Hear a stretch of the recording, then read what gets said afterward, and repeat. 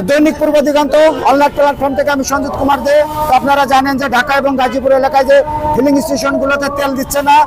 তো আমরা যতটুকু জেনেছিলাম যে গতকালকে শনিবার সরকারি বন্ধের কারণে ডিপো থেকে তেল আনতে পারে না। তো তারা বলেছিল যে আজকে দুপুরের মধ্যে তাদের প্রত্যেকটা ফিলিং স্টেশনে তেল চলে আসবে এবং তারা তেল দিবে। তো আমরা এখন আছি সাদতগণি ফিলিং স্টেশন, এটা কুনিয়া বেকি বাজার। তো এখানে আমরা এসে দেখি এখন এই যে প্রায় 5টা বাজে তেল নাই। তো আসুন আমরা কথা বলি। আসসালামু আলাইকুম। আপনার নাম কি? পঙ্কজ। তো আপনি এখানে কোন পজিশনে চাকরি করেন? কোন পোস্টে আছেন? অ্যাকাউন্টে চাকরি করেন। আর তো আপনাদের স্টক কবে শেষ হয়েছে? স্টক কালকে রাত্রে শেষ। গতকালকে রাত্রে শেষ হয়েছে, শনিবার রাত্রে।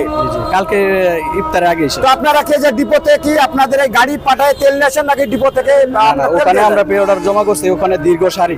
আচ্ছা, ওখানে আমাদের তেল নিতে অনেক মানে সিরিয়াল মেইনটেইন করে ওখানে তেল আপনারা কি এখান থেকে গাড়ি পাঠাইছেন? আপনাদের নিজেদের গাড়ি পাঠাইছেন? জি গাড়ি পাঠাইছি। তো এখন আপনাদের গাড়ি ওখানে সিরিয়ালে আছে। তো ওই গাড়ি এখানে আপনারা তো যোগাযোগ রাখছেন, ওই গাড়ি এখানে আসতে কত সময় লাগতে পারে? ওইটা এখনো ওইখান থেকে বের হইতেই পারে না। তো তারপরে একটা অনুমান এখানে আসতে আসতে তাও সন্ধ্যার পরে হয়ে যাবে। সন্ধ্যার পরে হয়ে যাবে। তো ধন্যবাদ আপনাকে। তো আসলে আমরা কথা বলি যে তেল নিতে আসছে। ভাই ভালো আছেন না?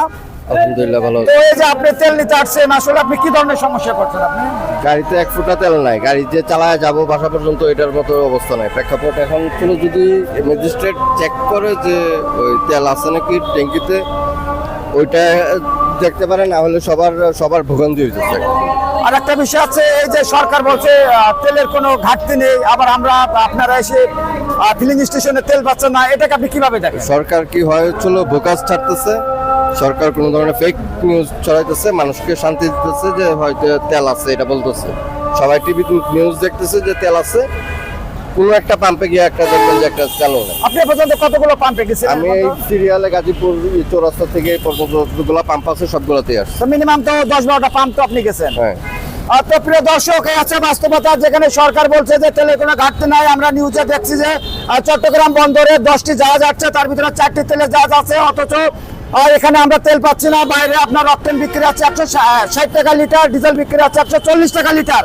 এই যে পাম্প বলে তেল নাই, এদিকে খোলা বাজারে বিক্রি হচ্ছে তেল। যাদের লাইসেন্স নাই, যাদের থানার অনুমোদন নাই, এমন দোকানে 160 টাকা অকটেন বিক্রি হচ্ছে।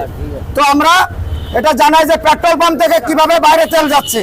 এই যে পেট্রোল পাম্প থেকে বাইরে তেল যাচ্ছে, এই বিষয়গুলো অবশ্যই সরকারের যারা ফিল্ড পর্যায়ে কাজ করছেন তাদের অবশ্যই এটা দেখতে হবে, এবং সাধারণ মানুষ এটাই চাই।